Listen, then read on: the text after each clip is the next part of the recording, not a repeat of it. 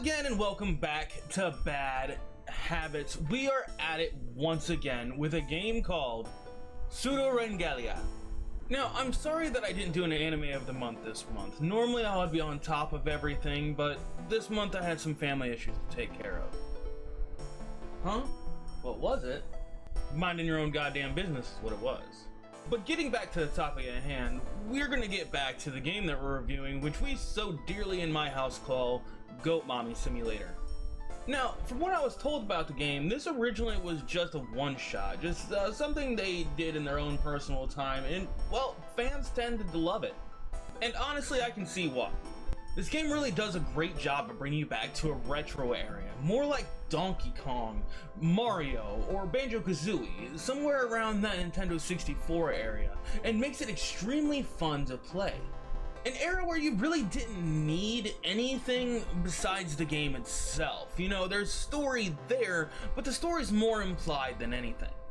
Now, this game has a few boss fights, but most of it is trying to figure out puzzles of how to get around the castle using powers that you find throughout the whole maze. And yes, I called it a maze for a reason. You're pretty much directionless throughout this whole game. And after you start getting a hang out of it, the map doesn't really matter anyways. You just know which doors you need to take in order to get where.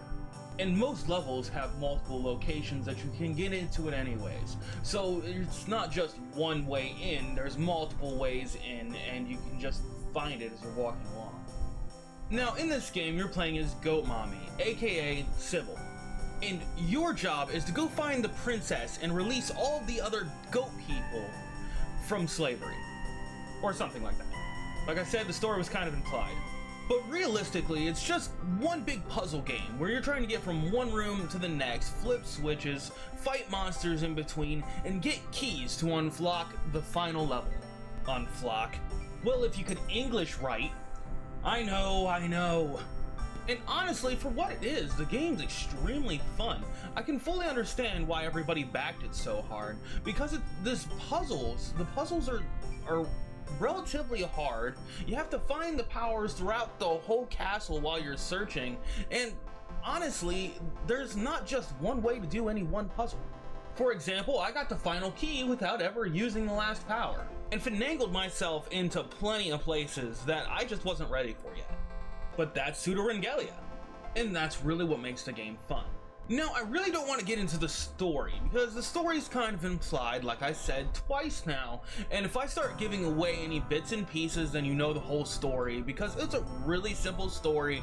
It's more about the gameplay, and that's kind of what I wanted out of it. This is what I wanted out of this game. I wanted to play a game that wasn't so story intensive, or took me through a linear path, or something that's old school, not like new age, because anymore, if you're playing a game, it always has a storyline that has to be followed completely, or a story that can't be changed at all, that nothing's your own decision.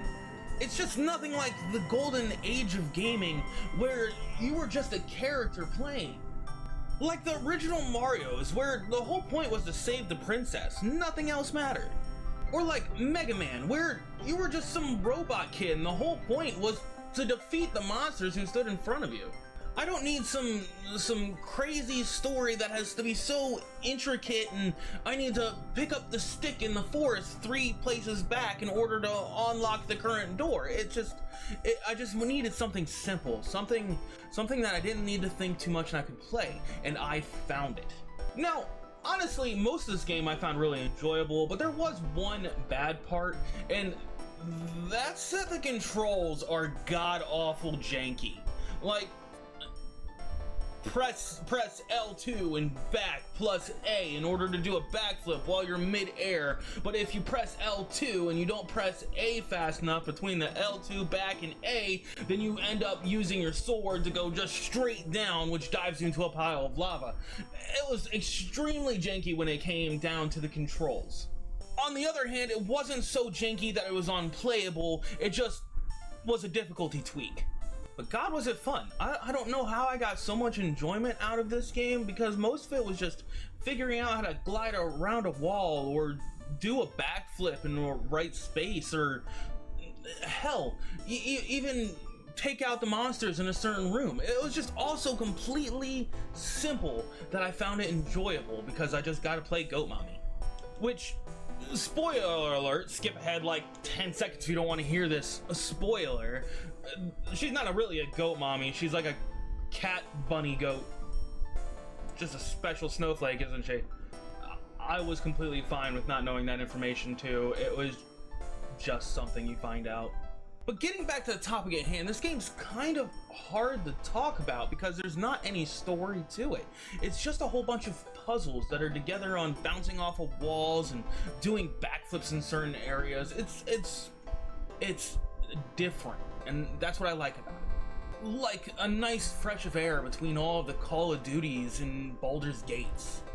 And, you know, for a newer game, not too god-awful new, but for a newer game, it really gave that retro feel that I really know and love. If you didn't start out playing the Game Boy, not the Game Boy Color, the Game Boy, then you have no idea what I'm talking about.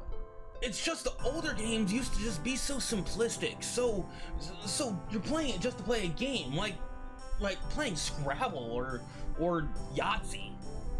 Like the difference between Pac-Man and Diablo. Just Pac-Man, you're this yellow dot going around eating ghosts. That's the game. Diablo, you're going through your whole life trying to stop the denizens of hell, and by taking down all of the monsters in your path, you succeed in your goals while gaining items and attaching them to yourself with gold tiers and common tiers that make you stronger depending on what level you are. And then the story is so story intensive, and these monsters have backgrounds that you must know and that have lore that go even deeper. See what I'm saying? I swear to God, if somebody's in my comment section like, well, Pac-Man had lore. Now, I got it for a cheap price. It was on sale, and I'm not exactly sure the price. So, $6. Honestly, I'd give it a try.